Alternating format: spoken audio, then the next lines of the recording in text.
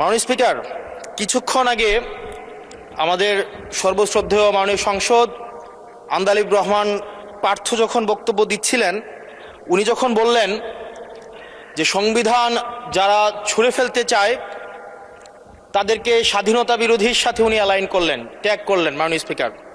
এবং তখন ট্রেজারি বেঞ্চের সম্মানিত মাননীয় মন্ত্রী যারা ছিলেন তারা সেটাকে টেবিল চাপড়িয়ে সেটাকে সমর্থন দিলেন। মাননীয় স্পিকার, গণতন্ত্রের জন্য যিনি আপোষহীন লড়াই করে গিয়েছেন বেগম জিয়া, উনি বলেছিলেন যেদিন জনতার সরকার প্রতিষ্ঠিত হবে, যেদিন এই পার্লামেন্ট জনতার সরকারের কাছে যাবে, এদিন এই সংবিধানকে ছুঁড়ে ফেলা হবে।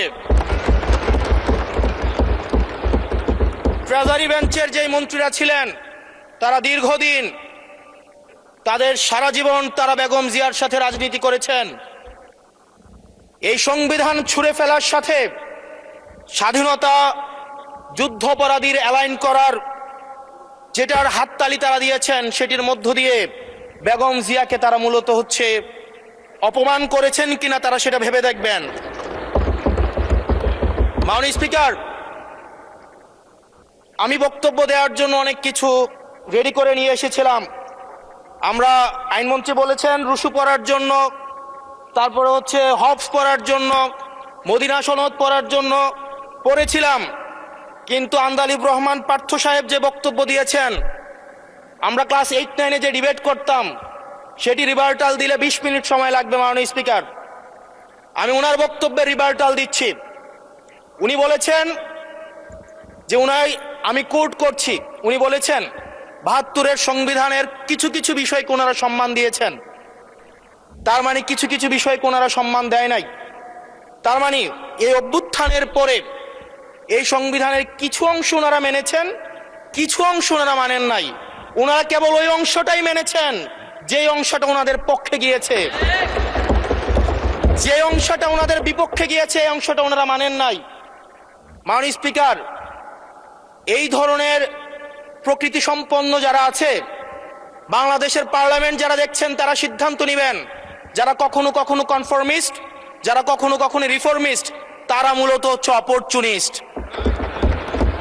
এখন আমি সংবিধানের কিছু কিছু ধারা মানব, কিছু কিছু ধারা মানব না।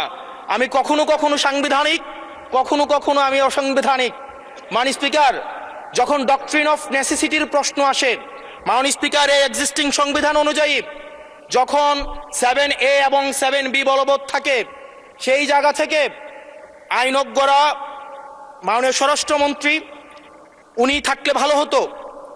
ডক্ট্রিন অফ নেসেসিটি মাননীয় স্পিকার 48-3 অনুযায়ী রাষ্ট্রপতি সুপ্রিম কোর্টের মাধ্যমে একটা, এই 106-এর অ্যাডভাইজরি একটা রুল আছে মাননীয় স্পিকার।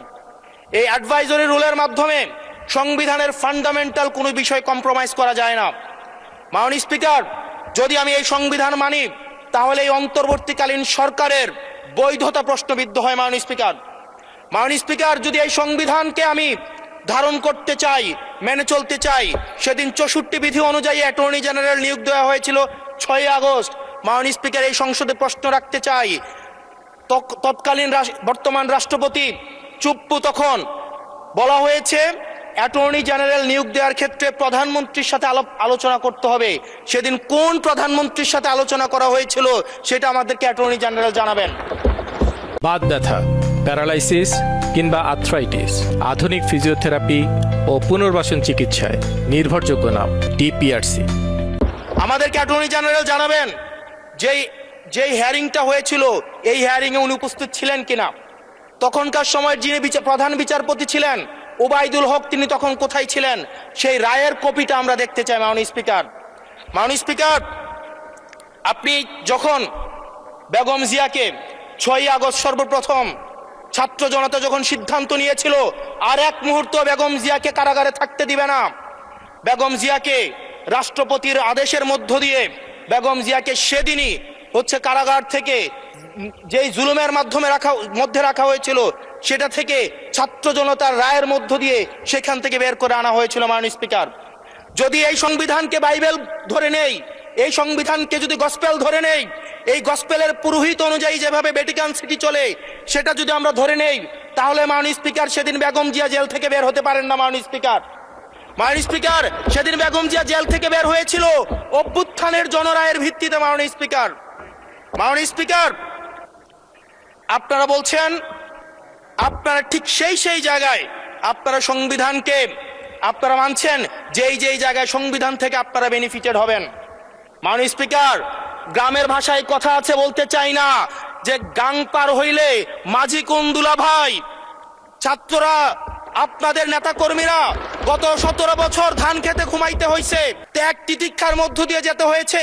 মহাসচিব কান্না করে বলেছে তাদের নেতা কর্মীরা ঢাকায় এসে রিক্সা চালিয়ে জীবন নির্বাহ করত। এক মিনিট বলেন।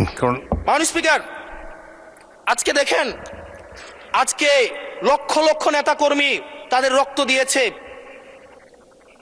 ফ্যাসিবাদ বিরোধী প্রত্যেকটি রাজনৈতিক দল, কোন রাজনৈতিক দলকে বিশেষভাবে আমি আলাদা করতে চাই না, ফ্যাসিবাদ বিরোধী প্রত্যেকটি রাজনৈতিক দলের রক্ত শ্রম ঘামের মধ্য দিয়ে এই হাসিনার পতন হয়েছে।